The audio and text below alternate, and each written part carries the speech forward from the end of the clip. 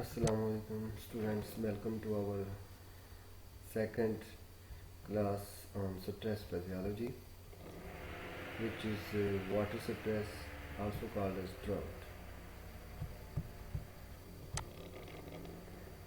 यहाँ पे आप एक बहुत अच्छा फिक्रा, बहुत अच्छा जुमला लिखा नजर आ रहा है आपको। Food grows where water flows, यानी वाटर कितना इम्पोर्टेंट है फूड ग्रो करने के लिए, क्रॉप्स को ग्रो करवाने के लिए।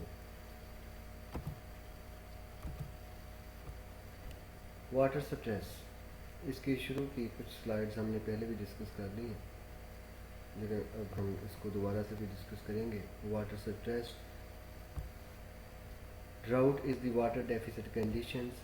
Drought is one of the most important environmental stresses. Every year it limits the yield of our profitable crops. It occurs for several reasons, including low rainfall, salinity, high and low temperature, and high intensity of light. Water deficit and drought resistance. There are three categories of plants when water deficit condition occur. Desiccation postponement, ability to maintain tissue hydration. This is known as desiccation tolerance, ability to function while dehydrated, which are sometimes referred to as drought tolerance at high and low water potentials respectively. Third category, drought escape. Drought से फरार का रास्ता तलाश करने वाले पौधे, comprises plants that complete their life cycle during the wet season. Before the onset of drought, they are only the true drought avoiders. तो student, सबसे पहले डेसिकेशन पोस्टपोनमेंट है, यानी वो प्लांट जो प्लांट आप डेसिकेशन को पोस्टपोन कर देते हैं दो तरीके से। या तो पानी जो है वो अपनी टिश्यूज़ में जमा कर लेंगे, या रूट्स में जो है वो सॉइल के करीब, रूट्स के करीब जो सॉइल होगी वहाँ पे उसको कंजर्व करेंगे। सेकंड जो कैटेगरी है डेसिकेशन टॉलरेंस है, यानी ड्राउट के होते हुए भी अपने डिहाइड्रेशन के दौरान अपने फंक्शन को किसी न किसी हद तक चलाना और नेक्स्ट जनरेशन के लिए सीड्स और यील्ड प्रोड्यूस करना। और तीसरा है ड्राउट एस्केप, के ड्राउट शुरू होने से पहले ही अपना लाइफ साइकिल शॉर्ट करके मुकम्मल कर लेना, ऐसे कहते हैं। ऐसे पौधे ड्राउट एस्केपर्स कहलाते हैं।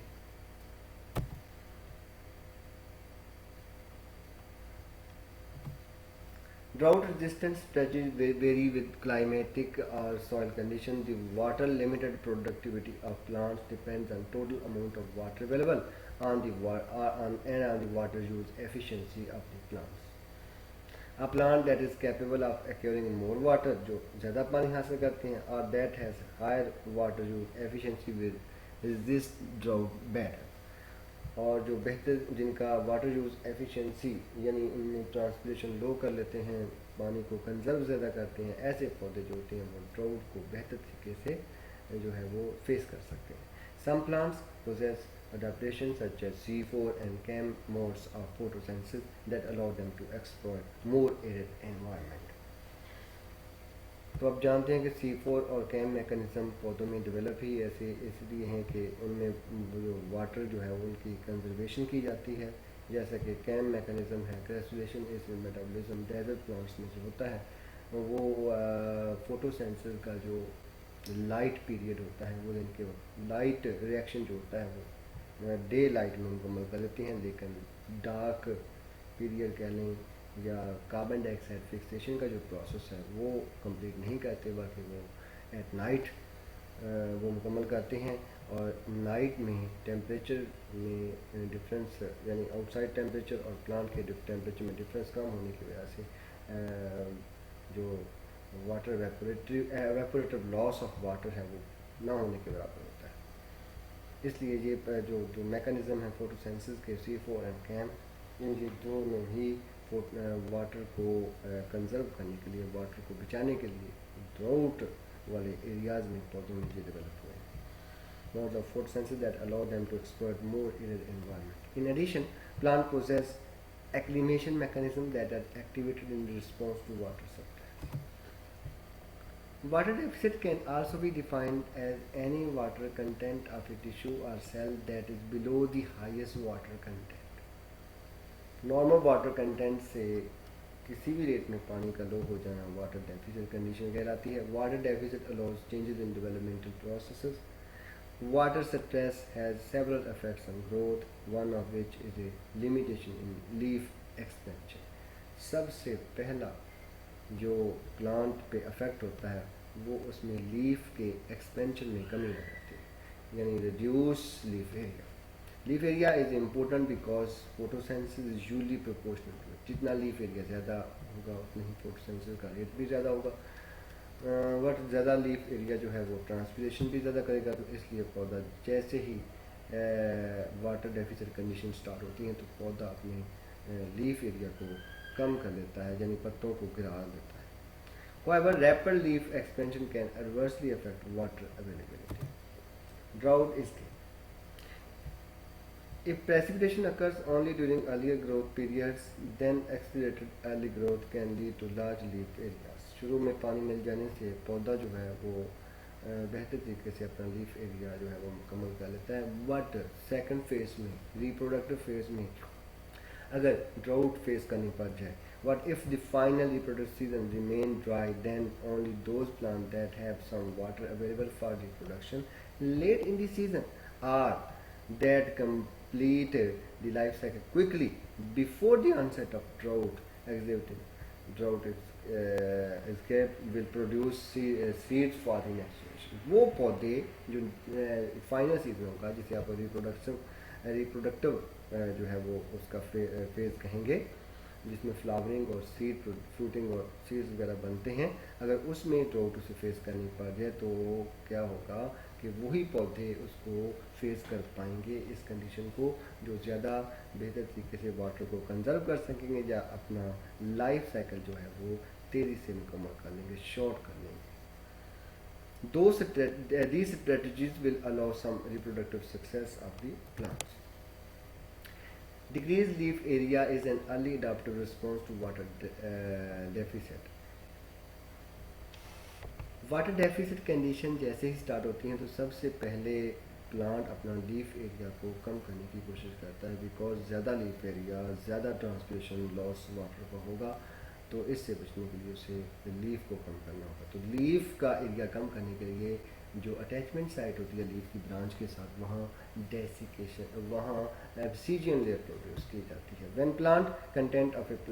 when water content of a plant decreases, its cell shrink and the cell walls relax. This decrease in cell volume results in lower turgor pressure. This also causes decrease in concentration of solutes in the cells. अब solutes की कमी आ गई. The plasma membrane The plasma membrane becomes thicker and more compressed as it covers a smaller area than before. Turgor reduction is the earliest physiological effect of water stress. So, turgor dependent activities such as leaf expansion and root elongation are the most sensitive to water deficit. Cell expansion is a turgor driven process and is extremely sensitive to water stress. Cell expand कैसे कर सकता है कि अगर water content ज़्यादा होंगे, turgor ज़्यादा होगा, and the contents of the cells are push towards the cell wall. What if cell turgor lower down, then cell becomes shrink because the contents are not forcefully pushed towards the cell wall. Cell expansion is decreased described by this relationship. GR is equal to M psi P minus gamma, where GR is the growth rate, psi P is the trigger pressure, gamma is the yield threshold, M is the wall extensibility. This equation shows that decrease in trigger pressure causes a decrease in growth rate. Main जो है कि growth rate जो है वो उसमें भी कमी आ जाएगी अगर जो ट्रिगर प्रेशर जो है वो लो हुआ. First line of defence against drought. तो पौधा कोई भी पौधा, तो कोई भी प्लांट जो ड्राउट के ऑनसेट होने पे अपना पहला डिफेंस शो करता है, that is the reduction in leaf area. Water deficit plants tend to become rehydrated at night, and as a result, substantial leaf growth occurs at that time. So, leaf expansion depends mostly on cell expansion. Inhibition of cell expansion results in a slowing of leaf expansion early in the development of water deficits. The smaller leaf area transpires less water, effectively conserving limited water supply in the soil over a longer period. Reduction in leaf area can thus be considered the first line of defense against drought. ये first line of defence इसलिए है कि ज़्यादा leaf area जो है वो एवेपोरेटरी loss of water, जो evaporation के ज़रिए वाटर लॉस होने में ये हेल्पफुल हो सकता था, इसलिए ज़्यादा जो लीफ एरिया उसको पौधे ने, प्लांट ने कम कर लिया. Water stress limits not only leaf size but also leaf number, because drought decreases both the number and the growth rate of the branches. Plants change their growth rates in response to stress by coordinatedly controlling many other important processes such as cell wall and membrane biosynthesis, cell division, protein synthesis. यानी drought के जो है वो onset होने पे plant अपना gene expression signaling process होगा. Signaling process के तहत उसकी cell wall formation, membrane biosynthesis, cell division, bio protein synthesis, इसमें काफ़ी चेंजेस आ जाएंगी. ऐसी प्रोटीन जो है वो सेंसिटाइज करने की जाएंगी जो ड्राउट को फेस करने में इम्पोर्टेंट है. दूसरी प्रोटीन जो ग्रोथ में, डेवलपमेंट में इम्पोर्टेंट है, वो उनकी जो है वो प्रोडक्शन काफ़ी हद तक बंद कर दी जाएगी. सेल वॉल का मटेरियल, मेम्ब्रेन का मटेरियल जो है वो काफ़ी हद तक लो कर दिया जाएगा, और इस तरह से सेल डिवीज़न जो है वो भी काफ़ी हद तक स्लो कर दी जाएगी. तो ओवरऑल प्लांट ग्रोथ जो है वो उसमें इफेक्ट होगा. Water deficit stimulate leaf abscisin. Total leaf area of plant, number of leaves multiplied surface area of each leaf does not remain constant after all the leaves have matured. Constant इसलिए नहीं रहता कि इसमें leaves जो होते हैं वो fall of भी करते रहते हैं. ये plants become water stressed after substantial leaf area has developed. Leaves will senesce and eventually fall off. जैसे ही प्लांट पर जो है वो एक बेहतर एक नॉर्मल लीफ एरिया बनाने के बाद ड्राउट फेस करता है, तो उसका लीफ एरिया कम करने के लिए सीनेसेंस प्रोसेस जो है वो उसके तहत उसको कम किया जाता है. Senescence is the dead layer of cells form between the leaf and branch by which the leaf fall. Such a leaf area adjustment is an important long-term change that improves the plant's fitness in a water-limited environment. Indeed, many drought deciduous desert plants drop all their leaves during a drought and sprout new ones after a rain. Abscission during water stress results largely from enhanced synthesis of endogenous plant hormone ethylene. Water deficit enhances root extension into deeper moist soil. तो students, second line of defence यही है कि plant drought को face करने के बाद, leaf area को कम करने के बाद अपनी रूट्स की जो है वो लेंथ इंक्रीज करना शुरू कर देता है. रूट एक्सटेंसिवली ग्रो करना शुरू कर देती है इस तलाश में कि सॉइल में किसी जगह पे उसे पानी मिल जाए. ओवरऑल बायोमास उसका कम हो जाता है, लेकिन लेंथ जो है वो काफ़ी इंक्रीज होती है. Root to shoot biomass ratio appears to be adjusted by a plant to achieve functional balance. Root और शूट का बायोमास का जो एक रेशो है वो सेट की जाती है ताकि इतनी रूट्स पैदा की जा सकें कि वो जितने लीव्स उसमें प्रोड्यूस करने हैं उसको पानी वापर मकदार में मुहैया करवा सके. जैसे ही ड्राउट जो है वो फेस करता है प्लांट, तो बहुत सा लीफ एरिया कम करने के लिए प्लांट के जो लीव्स होते हैं उनको गिरा देता है. Then water uptake by root and photosynthesis by the shoot is regulated. तो इसको फिर रेगुलेट वो करता रहता है पौधा. Simply, a shoot will grow until it is so large that water uptake by roots becomes limiting to further growth. On the other hand, roots will grow until the demand for photosynthesis from the shoot equals the supply. तो roots उस वक्त तक grow कर देती हैं जब तक वो फोटोसिंथेसिस के सप्लाई, वाटर सप्लाई और ट्रांसपिरेशन के वाटर को वो मुहैया न करते हैं. This functional balance is shifted if the water supply decrease. अगर वाटर सप्लाई डिक्रीज हो जाती है तो ये फंक्शनल जो बैलेंस है ये डिस्टर्ब हो जाता है. रूट भी ज़्यादा है, उसमें काफ़ी कमी की जाएगी बायोमास में, ओवरऑल बायोमास में, लेकिन उसकी लेंथ इंक्रीज करना शुरू कर दी जाएगी. प्लांट जो है वो उसकी रूट इसलिए ग्रो ज़्यादा होगी कि वो मॉइस्ट एरिया को तलाश करने के सिलसिले में उसकी ग्रोथ ज़्यादा है. Second line of defence against drought. These factors lead to a favor root growth into soil zones that remain moist. As water deficit progress, the upper layers of soil usually dry first. Plants commonly show a mainly shallow root system when all soil layers are wetted.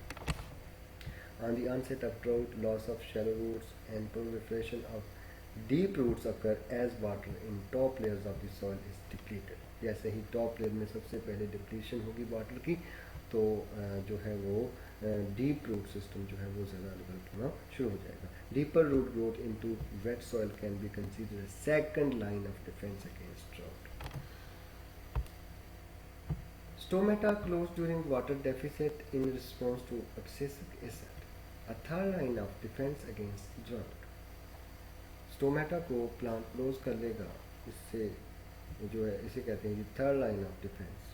Stomata को close करने का मकसद भी यही होता है कि transpiration जो लॉस है वाटर का उससे बचा जा सके.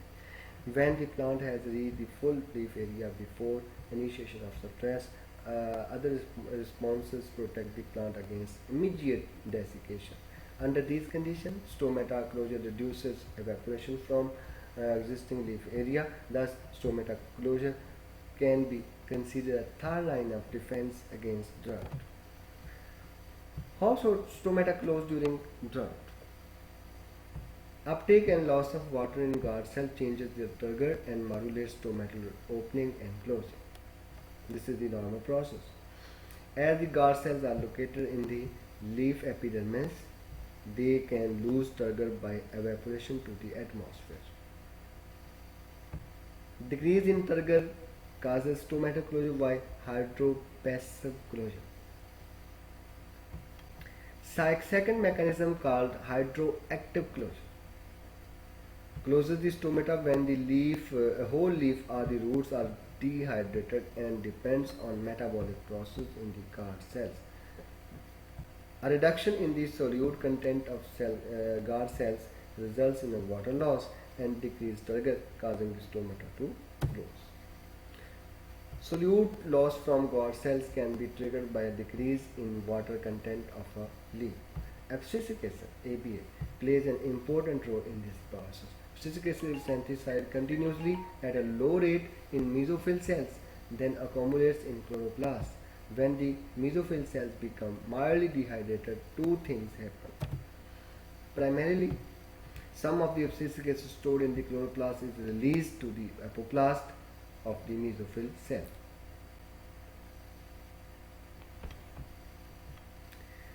The redistribution of ABA depends on pH gradients within the leaf, weak acid properties of ABA molecule, and permeability properties of cell membrane. The redistribution of ABA makes it possible for the transpiration stream to carry some of the ABA to the guard cells. Secondly, ABA is synthesized at a higher rate. ABA accumulates in the leaf apoplast. This higher ABA concentration enhances the initial closing of the stomata. इस diagram जो है इसमें ये show किया जा रहा है कि सबसे पहले for example sunlight light stimulate photosynthesis and active transport of proton into grana increase stoma pH. तो स्टोमा की जो पीएच है वो ज़्यादा हो जाएगी क्योंकि उसके जितने प्रोटॉन्स हैं वो सारे रिलीज कर दिए. Second, ABAH diffuses passively from the cytosol into stroma. तो ये डिफ्यूज़ कर जाएगा इधर आसानी से। In alkaline stroma area dissociates desiccates. Since chloroplast membrane is nearly impermeable to ABA, the charged ABA is largely impermeable. Ion जो होते हैं वो impermeable और ABA का जो आयन बन गया है वो impermeable हो जाएगा, तो ये फिर स्टोमेटा को क्लोज करने का बायस बनेगा। Chemical signal from root system may affect the stomatal responses to water suppress. Stomatal conductance is often much more closely related to soil water status than to leaf water status, and the only plant part that can be directly affected by soil water status is the root system. In fact, dehydrating only part of root system may cause stomatal closure. When corn, GMS, plants were grown with roots trained into two separate pots and water was withheld from only one of the pots, the stomata closed partially.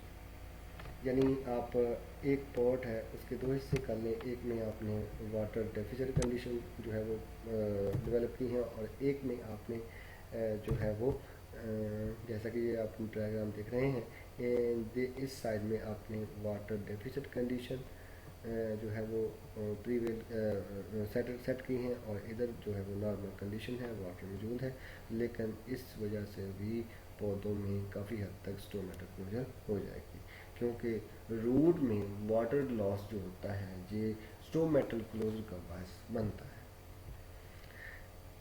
दूसरा, water suppress में जो signalling होती है, यानी उसमें जितनी signal transduction में जो चेंजेस आती हैं वो कैसे हैं, सिग्नल परसेप्शन, यानी वाटर सप्रेस आ गई है तो पौधे को कैसे पता चलता है, कैसे उसको सिग्नल दिया जाता है और सिग्नल के तहत उसकी ट्रांसडक्शन की जाती है, ट्रांसक्रिप्शनल रेगुलेशन की जाती है, यानी उसमें वो जीन्स एक्टिव ज़्यादा कर दिए जाते हैं जो उनकी ट्रांसक्रिप्शन ज़्यादा की जाती है, उनकी रेगुलेशन ज़्यादा की जाती है, जिन्होंने ऐसी प्रोटीन प्रोड्यूस करनी होती हैं जो वाटर सप्रेस में हेल्पफुल हों और ऐसी प्रोटीन जो ग्रोथ और डेवलपमेंट में इन्वॉल्व हैं उनकी जो है प्रोडक्शन काफ़ी हद तक बंद कर दी जाती है। जीन एक्सप्रेशन होता है तो ऐसे हार्मोन सिग्नलिंग हार्मोन प्रोड्यूस की जाती हैं जो ड्राउट के खिलाफ जो है वो काफ़ी हद तक डेवलप बेहतर हों।